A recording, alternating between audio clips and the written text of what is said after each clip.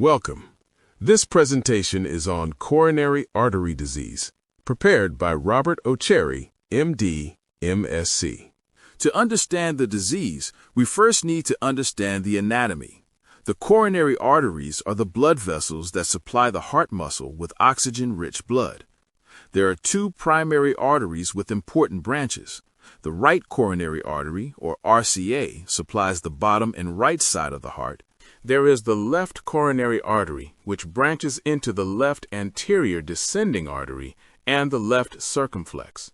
The left anterior descending, or LAD, supplies the front and top, while the left circumflex supplies the outer side of the heart. Remember, arteries take oxygen-rich blood to the tissues and organs, and veins bring oxygen-depleted blood back to the heart. Coronary artery disease, or CAD, occurs when this delivery system is limited.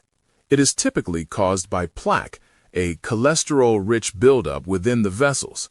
Over time, the plaque reduces blood flow to the heart muscle, which can lead to muscle injury and a heart attack. A heart attack happens when CAD has progressed to a stage where the heart is not receiving adequate oxygen-rich blood.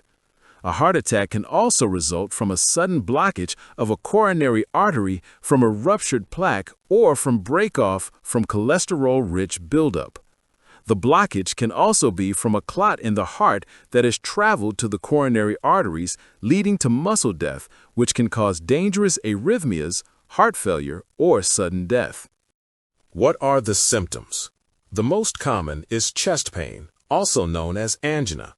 Patients often describe it as pressure-like, a sensation of an elephant sitting on the chest that moves to the left arm, shoulder, or hand. However, symptoms vary. Some people experience epigastric pain, pain in the upper middle belly instead of chest pain. Others feel shortness of breath, nausea, vomiting, or a racing heart. Who is at risk?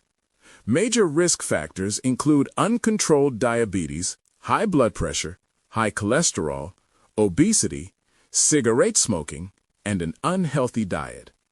Family history also plays a major role. You are at higher risk if a father or brother had a heart attack before age 55, or if a mother or sister had one before age 65. Unfortunately, we also see inequities in this disease. Uncontrolled risk factors like diabetes, high blood pressure, and obesity tend to be higher in African Americans, which unfortunately leads to a higher occurrence of CAD in Black populations. Regular follow-up with your doctor is essential. How do we diagnose it? First, your symptoms help us make the diagnosis. We also use blood work, such as troponin, to help establish the diagnosis. We use electrocardiograms, or ECGs, stress tests, and an echocardiogram to assess how well the heart is pumping. Finally, let's talk about prevention and management. It starts with lifestyle, a healthy diet full of fruits and vegetables, and physical exercise. Medically, we use statins, like atorvastatin, to control cholesterol. If arteries are blocked, we may treat them with a stent which opens the blocked arteries. If there are multiple blockages, coronary bypass surgery might be required. After a stent, you will likely need specific medicines: a statin, aspirin, beta blockers like metoprolol, and medicines to keep the stent open, such as clopidogrel or ticagrelor. However, medicine is not enough. It is extremely important to continue with lifestyle changes and maintain a normal weight to protect your heart for the future.